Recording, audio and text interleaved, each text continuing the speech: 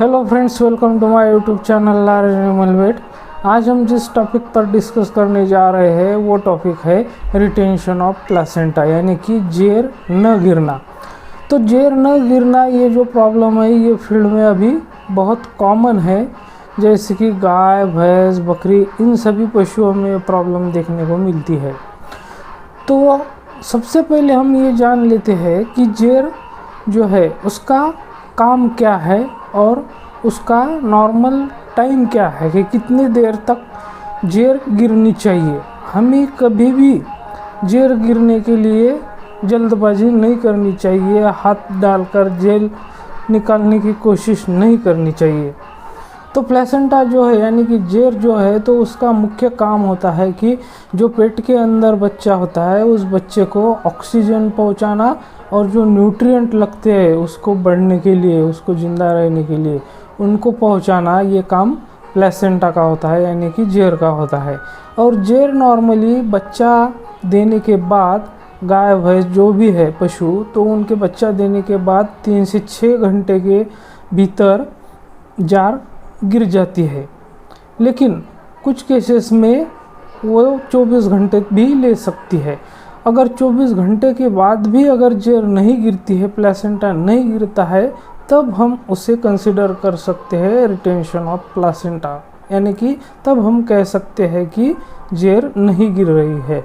बहुत से पशुपालक फील्ड पे मैंने देखा है कि कहते हैं कि जेर गिरी ही नहीं, उनको पता ही नहीं होता है कि जेर कब गिर जाती है और उनको लगता है कि जेर गिरी ही नहीं।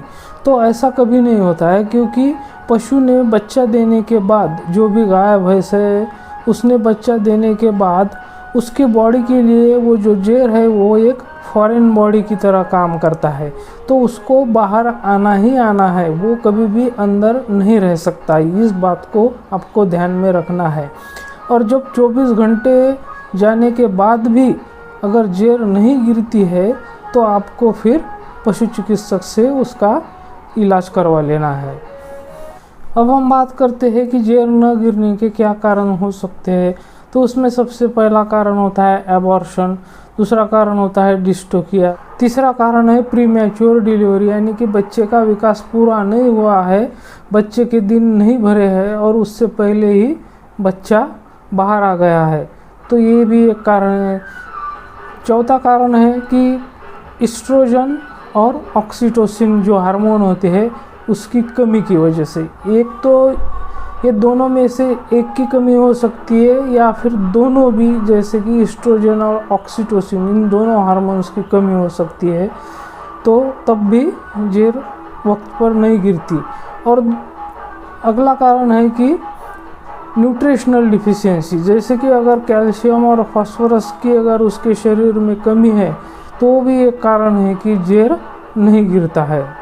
और अगर पशु को प्रॉपर एक्सरसाइज नहीं मिलता है, पशु एकदम एक जगह पर ही खाना पीना उसका बैठा हुआ रहता है, स्टॉल फीडिंग है, तो ऐसे कंडीशन में उसकी एक्सरसाइज नहीं होती, तो वो भी एक कारण हो सकता है कि समय पर जेर ना गिरने का।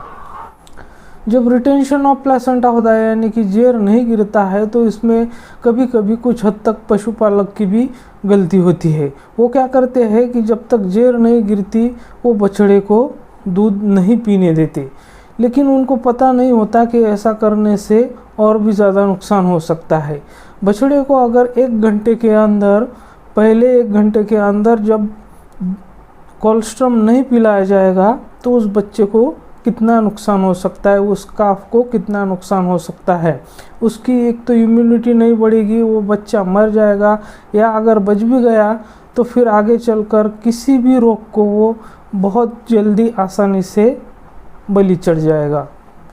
इसीलिए कभी भी जब गाय भैंस हो, उसका पार्चुरेशन होता है यानी कि वो बच्चों को जन्म देती है, तो तुरंत 1 घंटे के अंदर उसको दूध पिलाना चाहिए और दूसरी बार उसको 12 घंटे के अंदर और दूध पिलाना चाहिए, तीसरी बार उसको 24 घंटे के बाद और दूध पिलाना चाहिए। इससे क्या होगा कि उसकी इम्यूनिटी स्ट्रांग होगी, उसमें रोगों से लड़ने की ताकत आएगी, और जब बच्चा दूध पिएगा तो पशु में ऑक्सीटोसिन रिलीज़ होगा। ऑक्सीटोसिन रिलीज़ होगा तो यूटेरस के कॉन्ट्रैक्शन बढ़ जाएंगे और वैसे ही प्लेसेंटा अपने आप बाहर आ जाएगा। तो ये दो फायदे हो सकते हैं, एक तो बच्चे के लिए भी फ़ायदा है और उसकी माँ के लिए भी फ़ायदा है। इसीलिए पहले 1 घंटे के अंदर उसको कोलोस्ट्रम पिलाना बहुत ज़रूरी होता है।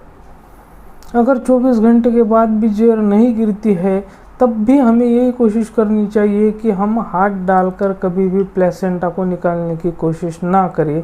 तो उसके लिए हमें क्या करना है कि मार्केट में जो ये मिथाइल एर्गोमेट्रिन सॉल्ट का इंजेक्शन आता है, जैसे कि मेरे पास ये जेराउट नाम का इंजेक्शन है, इसका रूट IM IV सबकट तीनों रूट से आप इसको लगा सकते हैं 10 से 15 ml तक। अगर आप दूसरे किसी और कंपनी का इंजेक्शन यूज़ करते हैं या करना चाहते हैं तो उसके इंस्ट्रक्शन के हिसाब से जैसे उस इंजेक्शन पे लिखा है जो उसका रूट है उसी हिसाब से आपको लगाना है, तो आपकी सारी प्रॉब्लम दूर हो जाएगी। अगर प्लेसेंटा ख़राब हो रहा था, उसमें बदबू आ रही थी, यूटेरस में पस भर गया होगा या यूटेरस में ब्लीडिंग हो रही होगी, ये सभी प्रॉब्लम आपके इस एक इंजेक्शन से दूर हो जाएगी। तो अगर आपको मेरी वीडियो पसंद आई तो लाइक, शेयर और सब्सक्राइब करना ना भूलें। मेरे साथ बने रहने के लिए धन्यवाद।